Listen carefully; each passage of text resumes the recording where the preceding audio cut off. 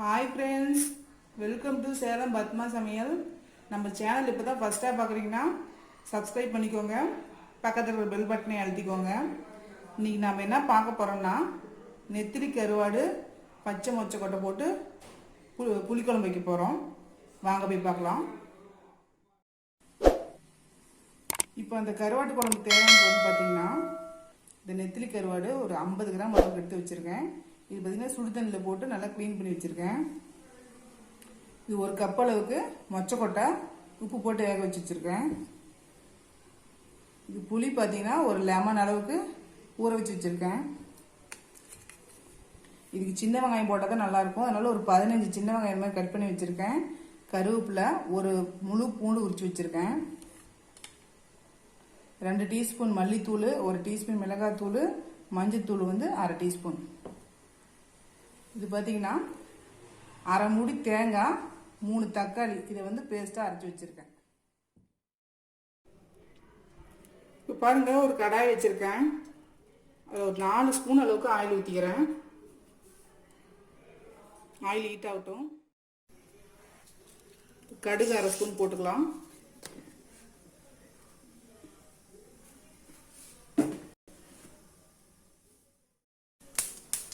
இப்போ பாருங்கள், கடுகு பொடியுது.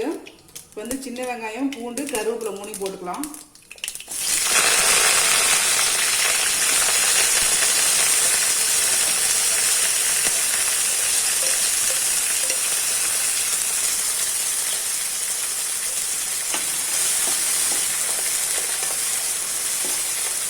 இது நல்லா வதக்கலாம். இப்போ பாருங்கள், வெங்காயம் நல்லா வதங்கிருச்சு. இப்போ அதில் வந்து மல்லித்தூள், மிளகாய்த்தூள், மஞ்சள் பொடி போட்டுக்கலாம்.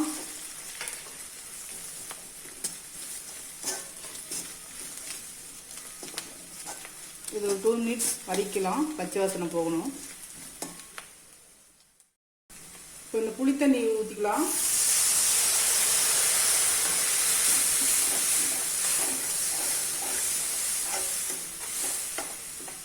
இது ஒரு 5 நிமிஷம் கொதிக்கட்டும். புளி கொதிச்சிருச்சு. இப்போ இந்த தேங்காயும் தக்காளி அரைச்சி இல்லைங்களா, அதை ஊற்றிக்கலாம். தேவையான அளவு தண்ணி இப்போ இதுலேயே ஊற்றிக்கலாம்.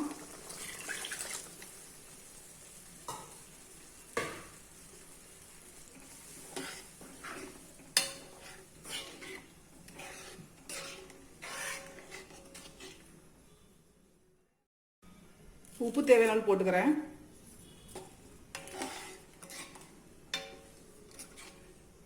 இது ஒரு 10 நிமிஷம் நல்லா கொதிக்கணும்.